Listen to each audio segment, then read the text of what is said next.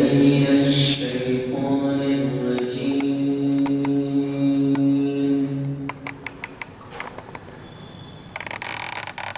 بسم الله الرحمن الرحيم.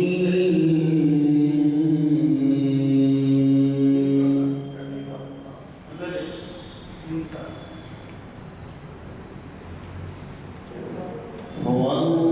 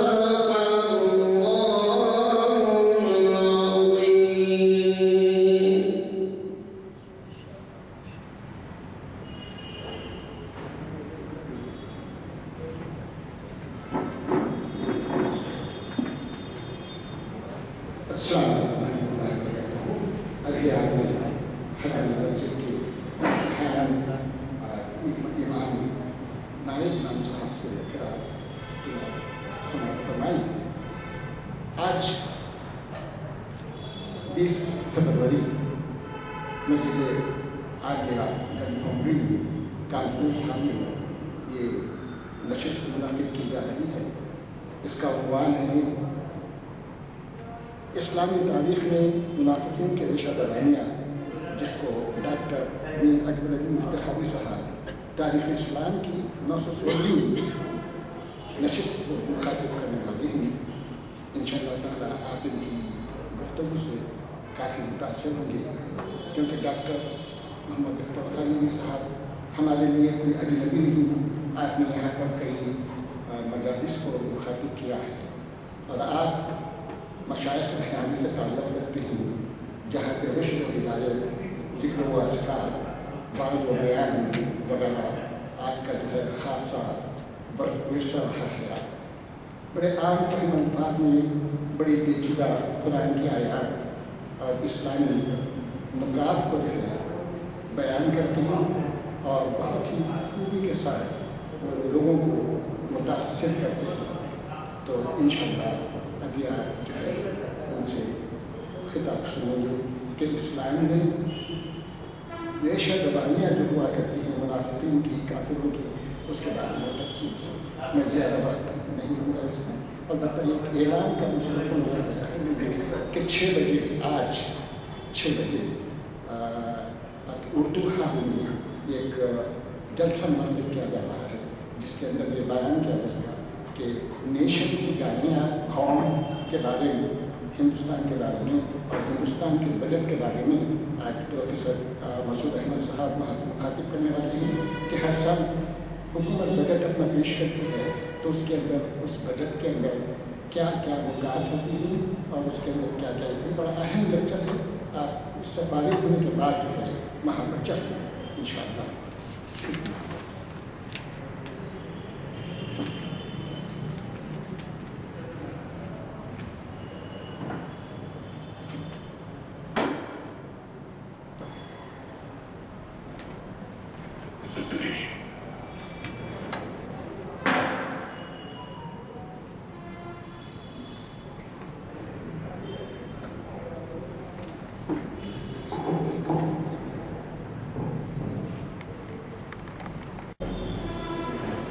الحمدللہ رب العالمین والصلاة والسلام علی سید الانبیاء والمرسلین وعلی آلہ الطیبین الطاہرین رضوان اللہ تعالی علیہم اجمعین۔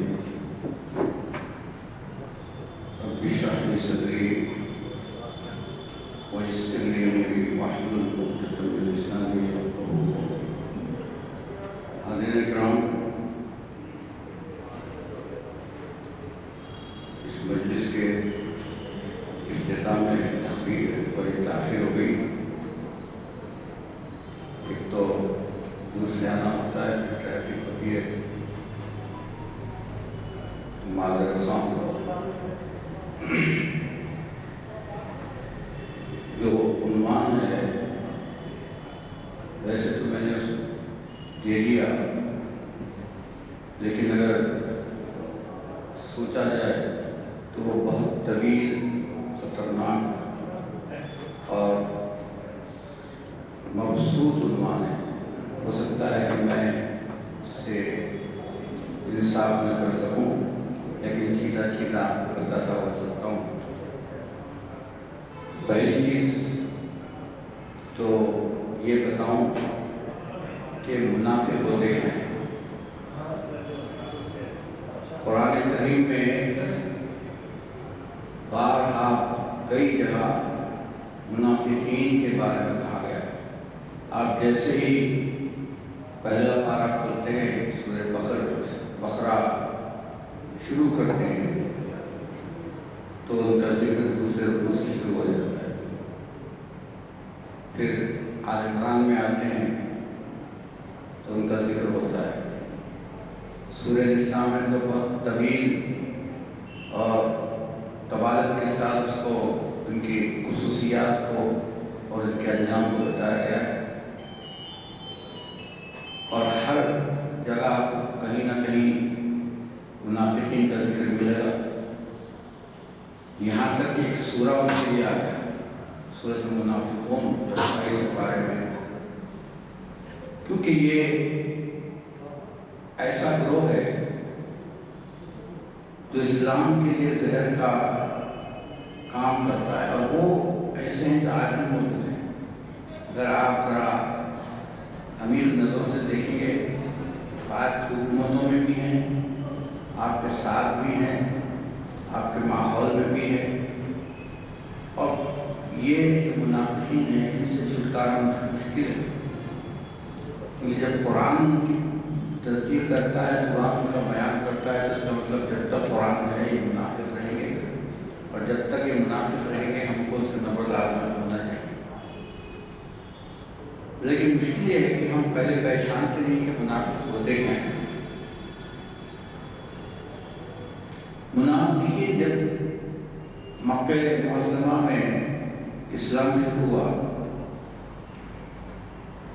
آہستہ آہستہ پھیلنے لگا۔ 10 سال میں چند تھے، آپ دیکھیں گے پہلا جو غزوہ ہے بدر، اس میں 313 مسلمانوں نے شرکت کی تھی، تو معلوم ہوا کہ یہی اتنے لوگ تھے۔ کچھ انصار بھی تھے ان کو ہٹائیں تو اتنی تھوڑی سی زمین تھی 10 سال کے اندر،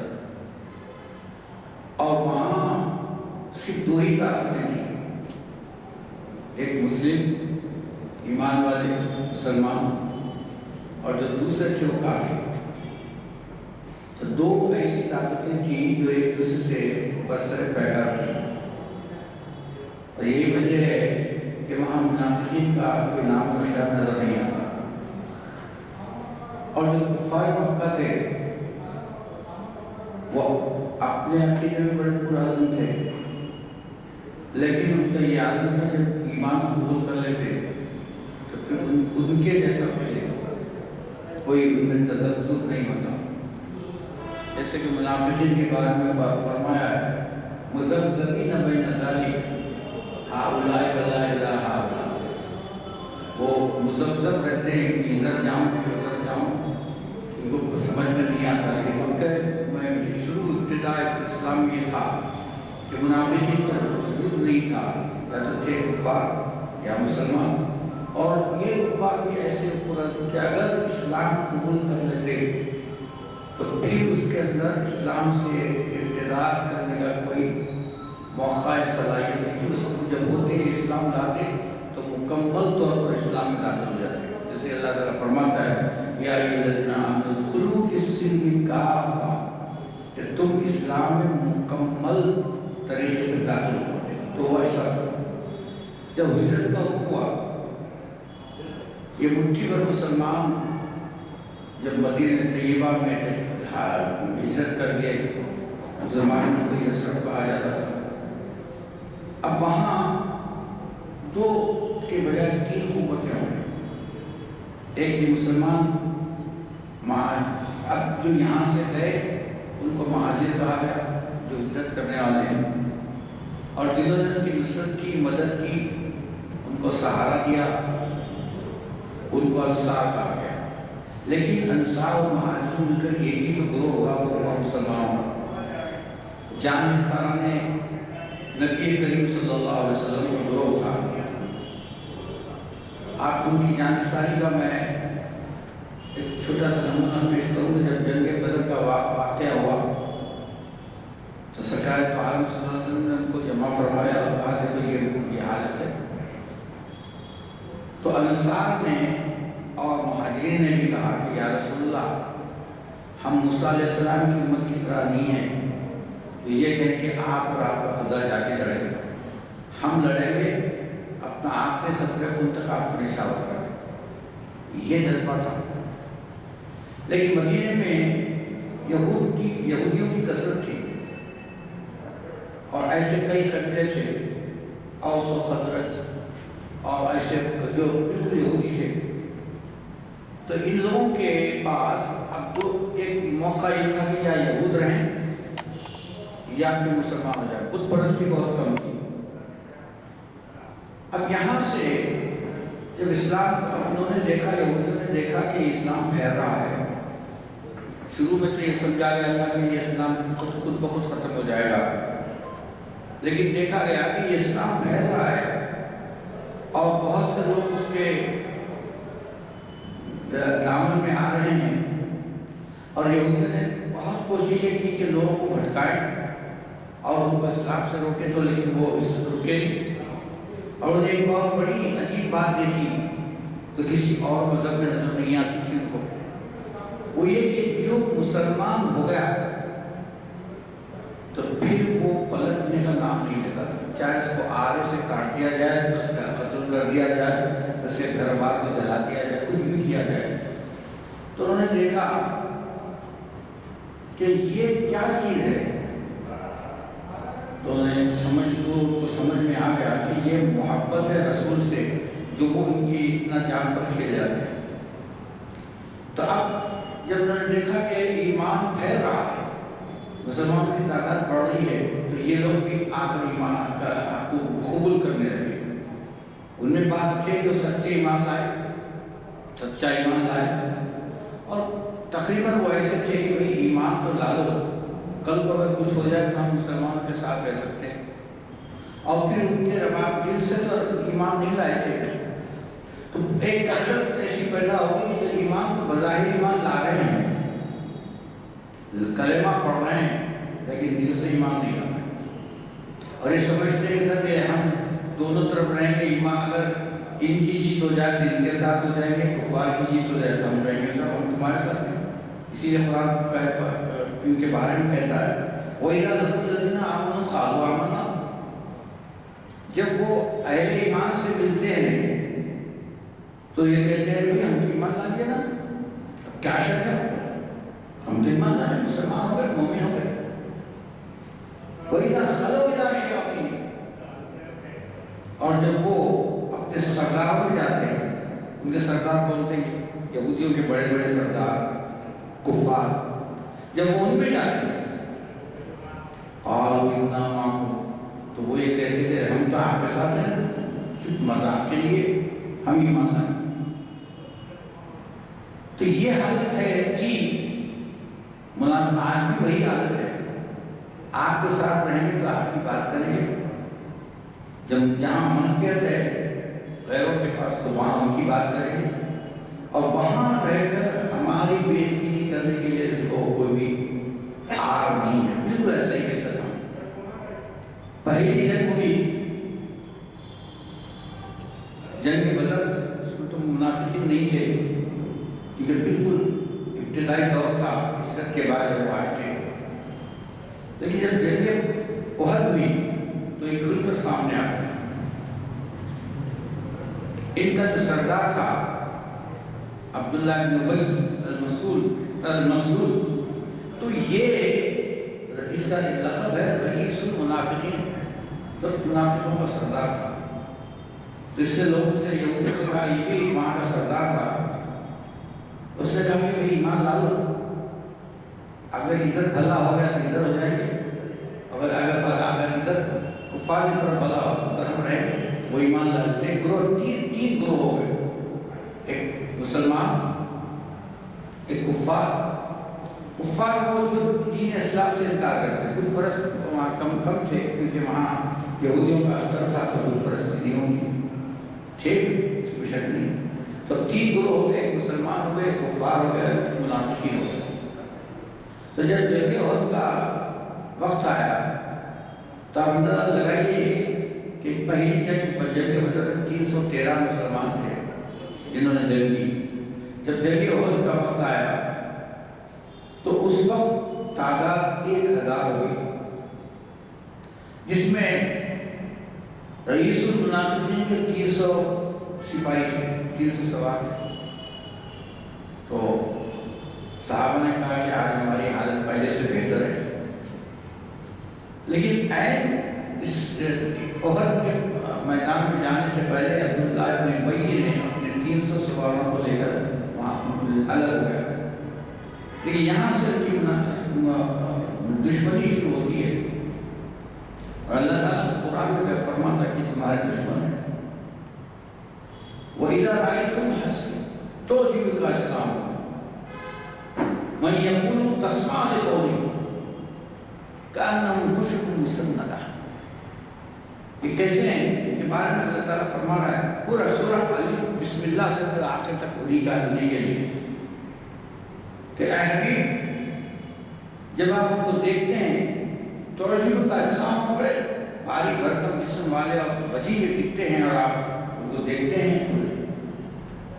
اور ان کی باتیں بھی سنتے ہیں، اور تسمع لقولی، ان کی باتوں کو آپ سنتے بھی ہیں، لیکن اور بڑے اکڑ ہوئے ہیں، کانہم خشب مسندہ، خوشبو کہتے ہیں سوکھی ہوئی لکڑی کو، سوکھی ہوئی لکڑی مڑتی بھی نہیں اور خود سے کھڑی بھی نہیں ہوتی، اس کو گاڑنا پڑتا ہے، اور اس زمانے میں کہا کہ ٹیکا لینے کے بھی لوگ ایک لکڑی گاڑ کر اس کو ٹیکا لیتے تھے، مسندہ کے میں نے مسند سے ہے تو فرمایا یہ ایسے ہیں جیسے کہ سوکھی لکڑی کو گاڑ دیا گیا ہے جس سے ہم ٹیکا لیتے ہیں، اور حقیقت میں وہ کون ہے؟ ہم العدو، وہ آپ کے دشمن ہیں، حالانکہ نظر تو ایسے آتے ہیں کہ جیسے آپ کے دوست ہیں، آپ کی محفل میں بیٹھے ہوئے ہیں، آپ کی مجلس میں بیٹھے ہوئے ہیں، لیکن وہ آپ کے دشمن ہیں، ہم العدو۔ قاتلهم اللہ، تو اللہ ان کو تباہ کر دے گا، قتل کر دے گا، تباہ کر دے گا۔ تو یہ ان کی نشانیاں ہیں۔ سورہ نساء میں بہت طویل اور مبسوط انداز میں بتایا کہ ان کی کیا نشانیاں ہیں، اور آخر میں یہ فرما دیا، وہ میں سارے چیزیں اس کو چھوڑ رہا ہوں، فرمایا ان المنافقین فی الدرک الاسفل من النار، جو منافق ہے، بے شک منافقین دوزخ کے سب سے نچلے حصے میں ہوتے ہیں۔ یہ قرآن کریم میں آیا ہے، لا سبعۃ ابواب، جہنم کے 7 طبق ہیں، درجات ہیں۔ اب لوگوں نے درجات کیا ہے، اس کا ترجمہ دروازے کیا ہے، جو بھی وہ 7 طبق ہیں، اور آخری جو سب سے نچلا طبق ہے بہت خطرناک ہے، اور ہم کو حکم بھی ہے کہ اس دوزخ کی اس آگ سے خصوصاً ان حصوں سے بچنے کی دعا کرتے رہنا چاہیے۔ اس میں یہ منافق ہوں گے کہ جہاں سے نکلنے کا کوئی سوال ہی پیدا نہیں ہوگا۔ جیسے فرمایا ان المنافقین فی الدرک الاسفل من النار، سب سے نچلے درجے میں ہوں گے۔ تو کیوں کہ ان سے یہ ہوتا ہے کہ اسلام کو جتنا نقصان پہنچا اتنا نقصان کسی اور چیز سے نہیں پہنچا۔ کافر تو جانب جو معلوم ہے کہ معلوم ہستیاں ہوتی ہیں، کافر تو کوئی بھی کہے گا کہ یہ کافر ہیں، آپ سے انکار کرنے والے ہیں، لیکن منافقین تو ایسے آدمی کو پہچان نہیں سکتے۔ تو منافقین بہت خطرناک گروہ ہے۔ تو میں آپ کو مثالیں دے دیتا ہوں۔ ایک تو میں نے ابھی غزوہ احد کی مثال آپ کو دی ہے کہ کس طرح اس نے عین موقع پر اپنے 300 ساتھیوں کو لے کر ہٹ گیا، اور کیا مقصد تھا؟ کیونکہ ہماری بات مانی نہیں گئی لہذا ہم ساتھ دل نہیں کریں گے۔ یہ اسلام میں تو ایسا نہیں ہے۔ اسلام میں تو خود سپردگی ہے۔ جیسے کہ صاحب انصار نے بدر میں کہا تھا کہ اگر آپ آگ میں کود جانے کا حکم دیں تو ہم کود جائیں گے، دریا میں کودنے کا حکم دیا تو ہم کود جائیں گے۔ یہ خود سپردگی ہے۔ یہ ان میں نہیں تھی کہ کوئی لگاؤ ہی نہیں تھا، اور یہ لگاؤ نہیں ہونے کی وجہ سے کوئی بھی منافق اسلام کو چاہتا بھی نہیں تھا۔ تو ان کے بارے میں اب ان کی ایسے تاریخی واقعات ہیں کہ آپ حیرت سے کریں گے۔ بنی مصطلق کے غزوے سے سرکار دو عالم صلی اللہ علیہ وسلم واپس تشریف لا رہے تھے، تو ایک ایسی گھاٹی میں جانا پڑتا تھا جو بہت تنگ تھی، ایک ہی گزر سکتا تھا اور دوسرا اس کے ساتھ میں نہیں رہ سکتا، بہت چھوٹی تھی وادی تھی اور وہاں سے گزرنا تھا۔ تو جب واپس آ رہے تھے تو اس وادی سے گزر رہے تھے۔ یہ منافقین کو معلوم ہو گیا کہ نبی کریم صلی اللہ علیہ وسلم اس وادی سے گزرنے والے ہیں، تو انہوں نے گھات لگائی، چھپ کر بیٹھ گئے رات کے وقت، کیونکہ قافلہ رات کو آنے والا تھا، اور آ کے بیٹھ گئے۔ جب آدھی رات کے وقت قافلہ جا رہا تھا، سرکار دو عالم صلی اللہ علیہ وسلم تشریف لا رہے تھے، اور ان کے ساتھ حضرت حذیفہ رضی اللہ تعالیٰ عنہ تھے، باڈی گارڈ۔ تو ان لوگوں نے اپنے کمی گاؤں سے نکل کر آپ پر حملہ کر دیا، اور مقصد یہ تھا کہ ان آپ کو شہید کر دے دیں، نعوذ باللہ من ذالک۔ لیکن حضرت حذیفہ رضی اللہ تعالیٰ عنہ جو باڈی گارڈ تھے، انہوں نے سب کو یا کسی کو قتل کر دیا یا پھر سب کو بھگا دیا، اور ہر ایک کے چہرے ڈھکے ہوئے، اور تاکہ پہچان نہ ہو، شناخت نہ ہو۔ جب وہ چلے گئے تو سرکار دو عالم صلی اللہ علیہ وسلم نے جو ارشاد فرمایا وہ بہت سوچنے کی بات ہے۔ آپ نے فرمایا اے حذیفہ، کیا تم جانتے ہو یہ کون ہے؟ یا رسول اللہ، میں کیسے جانوں؟ ان کے چہرے ڈھپے ہوئے ہیں، اور وہ آئے حملہ کر کے چلے گئے۔ تو آپ نے ہر ایک کے نام بتا دیا کہ یہ لوگ ہیں، اور یہ کہا کہ دیکھو اس کو کسی کے سامنے بیان نہیں کرنا، اس کو کسی سے بیان نہیں کرنا، یہ میں تمہیں بتا رہا ہوں، یہ لوگ منافقین ہیں۔ ایک وقت آیا جب سرکار دو عالم صلی اللہ علیہ وسلم نے مسجد سے ان کو نام لے لے کر مسجد سے خارج کر دیا اور یہ کہتے ہیں کہ یا فلان انت منافق اخرج من المسجد، تو یہ تو اے فلان تو منافق مسجد سے نکل جا. تو وہ سر وقت بعد میں آیا تو آپ نے بتا دیا کہ کون کون لوگ تھے جنہوں نے یہ حملہ کیا. تو شروع سے ان کا یہی تھا کہ یا تو داعی اسلام کو ختم کر دیں یا جگہوں میں ان کا صفایا کر دیں. ابھی بڑے مالدار ہوتے تھے کیونکہ یہودیوں سے آئے، یہودی سے پڑھتے تھے. جب کبھی اعلان ہوتا جنگ کا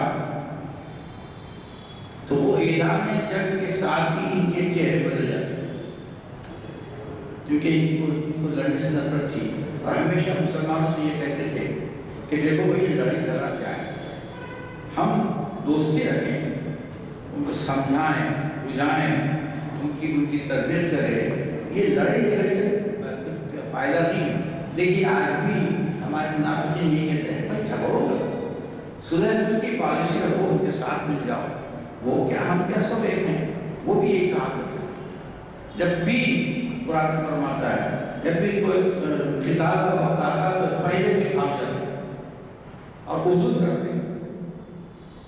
جیسا گھر میں بیمار ہیں، فلان ہیں، میں نہیں آ سکتا. تو اب لوگوں نے ان کے دو قسمیں بتائی ہیں، ایک شعوری منافقین اور ایک غیر شعوری منافقین. شعوری منافقین تو وہ ہے جو میں بتا رہا تھا کہ عمدن ایمان لاتے لیکن ایمان دل سے نہیں لاتے اور یہ ظاہر کرتے کہ ہم ایمان والے ہیں. یہ بڑے خطرناک ہیں. اور جو غیر شعوری جو منافق تھے وہ ایمان لاتے، جس کے ان کے بارے میں اللہ تعالیٰ فرماتا ہے وَمِنَ النَّاسِ مَن يَعْبُدُونَ عَلَىٰ حَرْفٍ.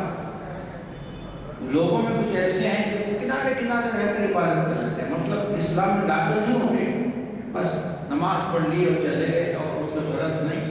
تو حرف بولتے کنارے کو، ہمارے اردو میں حرف الگ ہے، وہ کنارے کنارے سے ایمان لے کے آتے ہیں بالکل ایسے جیسے کہ ان کو اس کے ڈیپتھ میں جانا ہی نہیں. تو یہ غیر شعوری منافقین ہیں.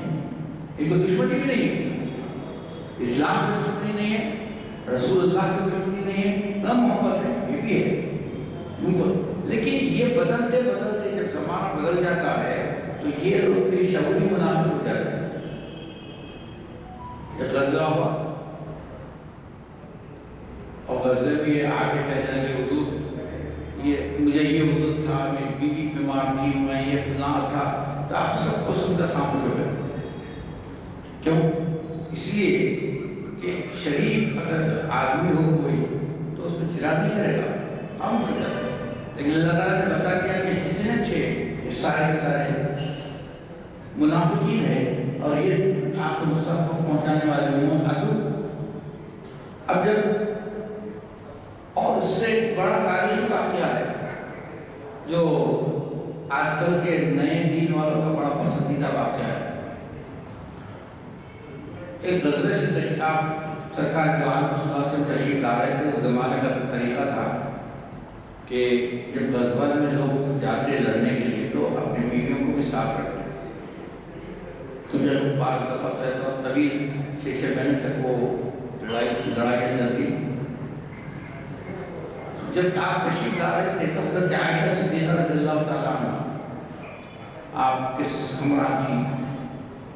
ایک مقام پر آپ کو حاجت تھی تو قافلہ رکا گیا، رات تھی اور رات جب آپ گئے تو آپ کا ہار ٹوٹ گیا، ٹوٹ کے کہیں گر گیا. اندھیرا تھا، آج کل کی ویسا روشنی تو نہیں ہوتی تھی.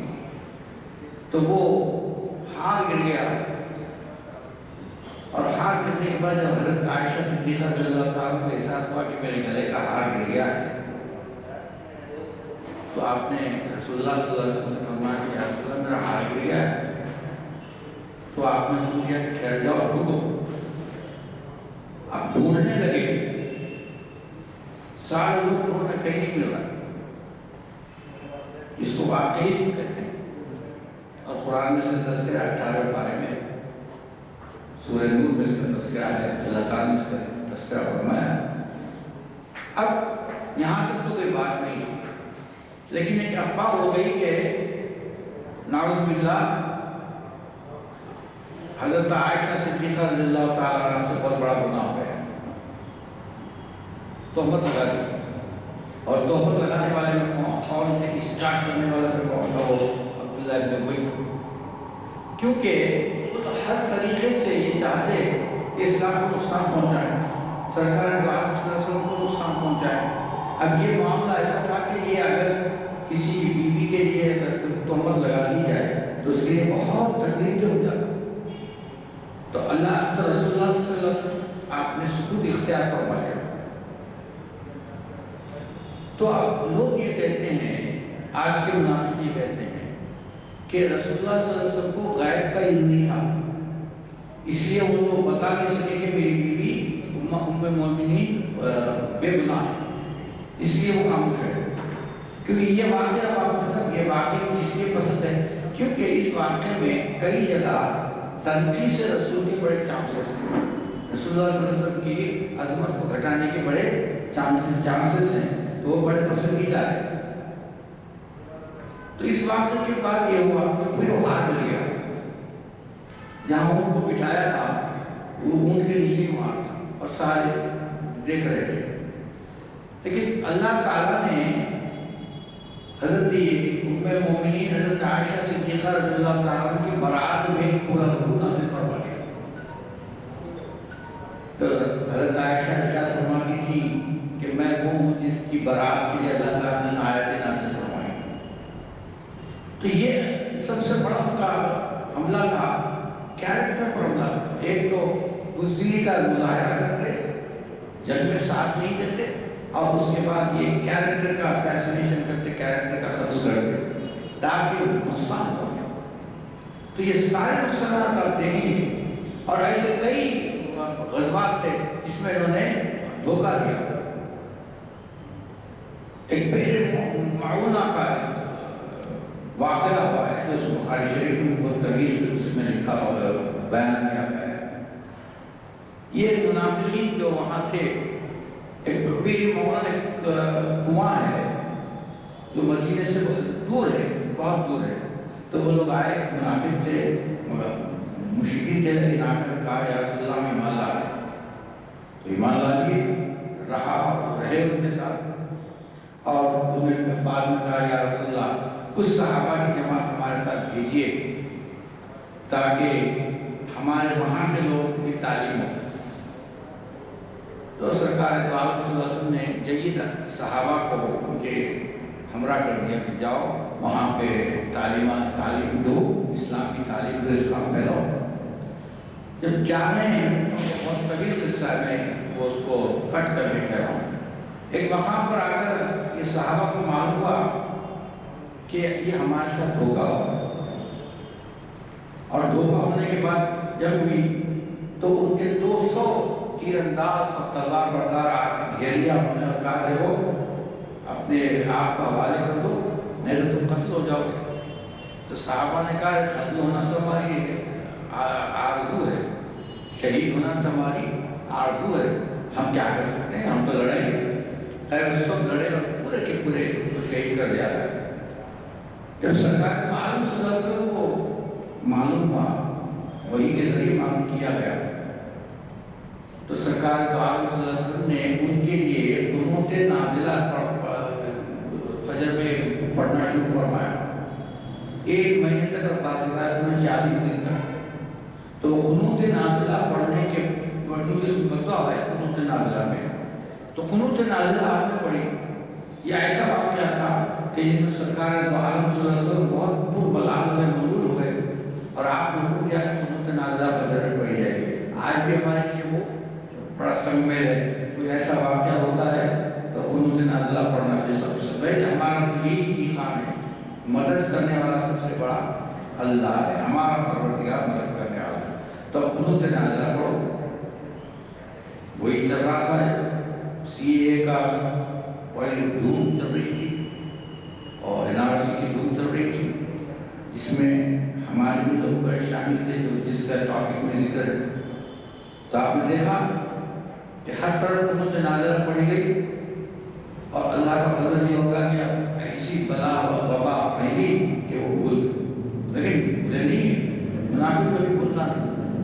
پیدا کیا کافر اور منافق دونوں ہمارے کون ہیں؟ دشمن ہیں۔ یہ یہود تو سب سے پہلے دشمن ہے۔ اللہ تعالیٰ قرآن میں پڑھتا ہے، فرماتا ہے کہ یہود ہیں وہ تمہارے کھلے دشمن ہیں، اور مشرکین، یہود اور مشرکین ہمارے دشمن ہیں۔ دیکھیے آج یہود اور مشرکین ہمارے آج بھی دشمن ہیں، ہمیں ایک نظر نہیں مارتے، اور ہم میں آج بھی منافقین کا زور ہے۔ تو یہ زور اس وقت آگے ایسا نہیں تھا کہ سرکار دو عالم صلی اللہ علیہ وسلم کے بعد یہ منافقین کا زور ٹوٹ گیا، نہیں، باقی ہے۔ یہ ایسا گروہ ہے جو رسول اللہ صلی اللہ علیہ وسلم کی رحمت اور ان کی مغفرت سے دور ہے۔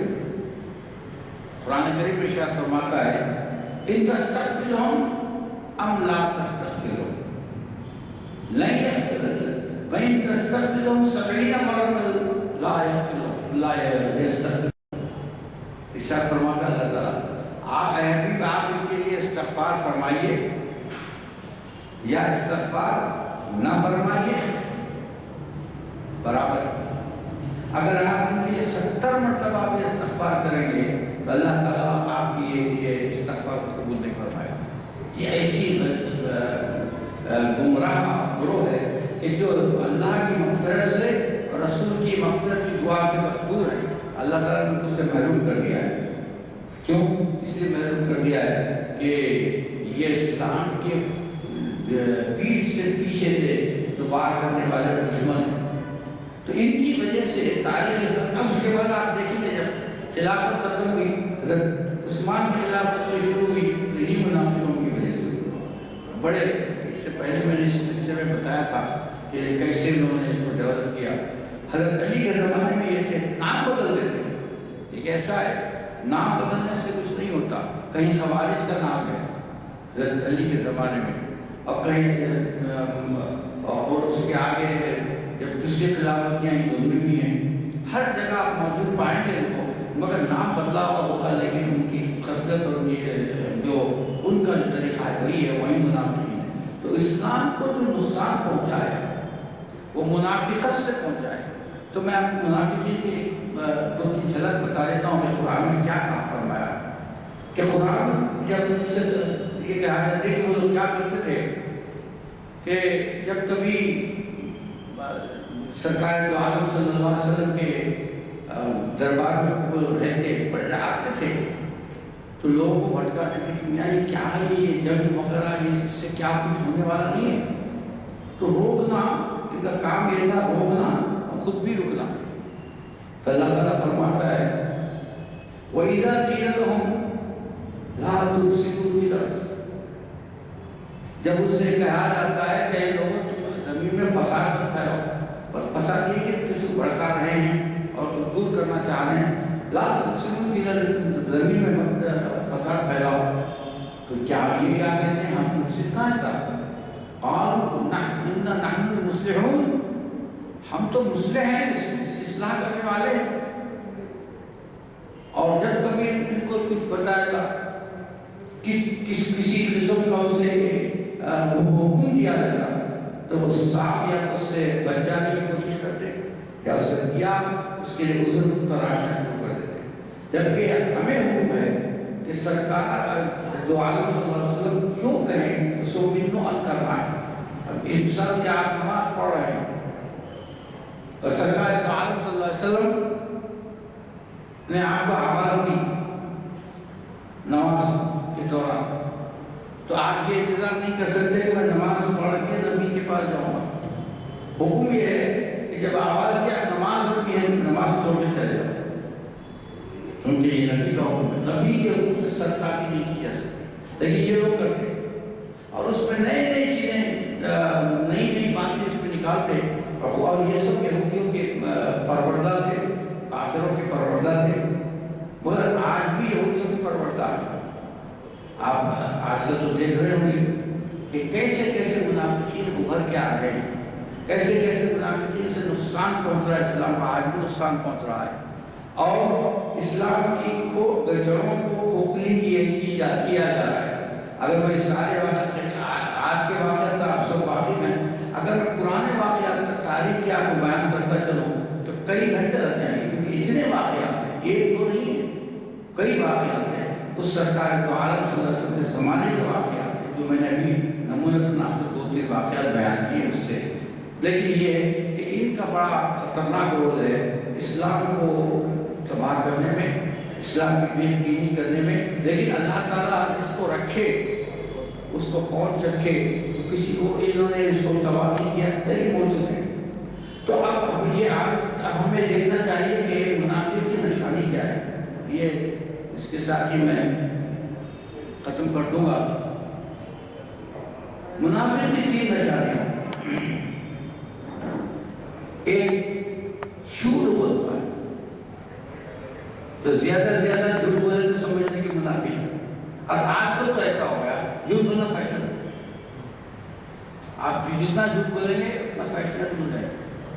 جھوٹ بولنا فیشن ہے تو جھوٹ بولتا ہے. تو جھوٹ سے بچیے. صحابہ ہمیشہ خوف کھاتے تھے. دیکھیے ہم میں ایسا خوف نہیں موجود ہے. صحابہ خوف کرتے تھے کہ پروردگار کہیں تو مجھے منافق میں تو شامل نہیں کر دیا. منافقین سے بھی شامل ہو جانے کا ایک خوف ہوتا تھا. تو سرکار دو عالم صلی اللہ علیہ وسلم فرماتے ہیں کہ منافقت سے خوف کھانے والا مومن ہے اور اس سے خوش ہونے والا منافق ہے. تو حضرت عمر رضی اللہ تعالیٰ عنہ کی ہستی تو آپ کو معلوم ہے کہ سرکار دو عالم صلی اللہ علیہ وسلم نے فرمایا کہ میرے بعد اگر کوئی نبی ہوتے تو وہ عمر ہوتے. تو حضرت عمر نے ایک دفعہ حضرت حذیفہ رضی اللہ تعالیٰ سے پوچھا کہ حذیفہ یہ بتاؤ اللہ کے واسطے تمہیں قسم دے رہا ہوں، سرکار دو عالم صلی اللہ علیہ وسلم جو نام بتائے کیا اس میں میرا نام بھی تھا؟ تو جی کیسی ہستی اور کتنا خوف ہے کہ کہیں میں منافقین میں شامل نہ ہو جاؤں. اور منافق اس کو پرواہ نہیں ہوتا کہ وہ خود منافق ہے. تو رسول اللہ علیہ وسلم کا یہ ارشاد مبارک ہے کہ جو مومن ہے وہ نفاق سے ڈرتا ہے اور اس بات سے ڈرتا ہے کہ اس کا نام منافقین میں لکھا جائے. تو ہمیں بھی دعا کرنا چاہیے کہ پروردگار سب ہو جائے منافقین میں ہمارا نام نہ لے، کیونکہ اس کا نہ مغفرت ہے، نہ دنیا میں اس کی عزت ہے، نہ دین میں عزت ہے. اب اللہ تعالیٰ ہمیشہ یہ فرماتا ہے جتنے منافقین ہیں وہ عبداللہ بن ابی کے لیے تھا کہ اگر آپ 70 مرتبہ بھی مغفرت کی دعا کریں گے تو اللہ تعالیٰ معاف نہیں کرے گا. لیکن یہ مسلمہ ہے کہ جتنے منافقین ہیں ان کی مغفرت نہیں ہوگی. تو پہلا جو ان کا ہے وہ جھوٹ کثرت سے بولتے ہیں، اور دوسرا ہے اپنے عہد شکنی کرتے ہیں.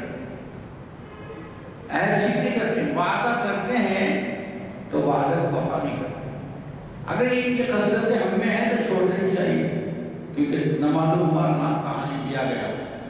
اور اگر کسی میں دیکھتے ہیں تو ہمارا کام ہے کہ بھائی یہ چیز چھوڑ دو، کیونکہ یہ منافقت کی نشانی ہے.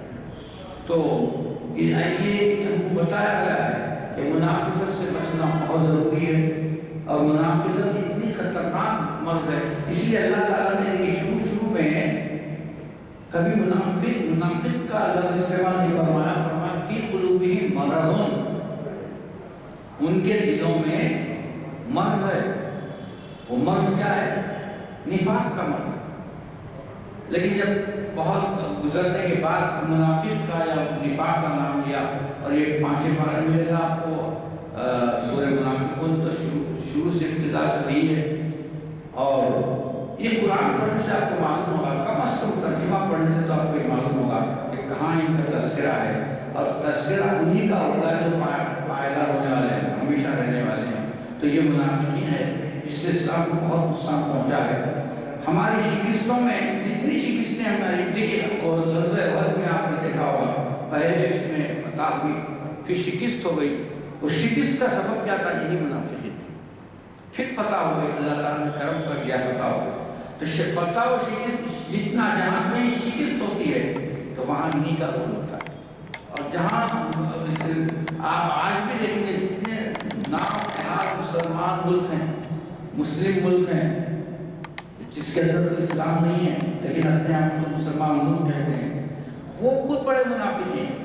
آپ مصر کو دیکھ لیجیے، اور جہاں جہاں میں کسی کا نام نہیں لیتا، وہ نام لینے سے کسی کی دل سیکھتی ہوگی، لیکن جتنے آپ کو نام نہاد مسلمان ملک نظر آ رہے ہیں وہ سب کے سب منافقین ہیں، اور سب کے سب منافقین جمع۔ دعا کرتا ہوں کہ اللہ تعالیٰ ہمیں نفاق سے بچائے، ہمیں سچا مسلمان بنائے، اور ہمیں پکا مسلمان بنائے، ہماری زندگی اسلام پر چلا اور ہماری موت ایمان پر فرما۔ ربنا تقبل منا انك انت السميع العليم وتب علينا انك انت التواب الرحيم صلى الله تعالى على خير خلق سيدنا محمد وعلى اله اجمعين والحمد لله رب العالمين۔ منافق ہونے سے اپنے دامن کو بچائیں، نہ صرف آپ بچائیں بلکہ اپنے اہل و عیال کو اور اپنے دوست احباب کو اس منافقوں کی جو ہے خصلت اور جو ہے وہ باتوں سے پرہیز کریں، اس کا خاص خیال رکھیں۔ اور آج کل کے زمانے میں یہ تو بہت ہی عام چیز ہے اور اس کی تربیت کی سخت ضرورت ہے۔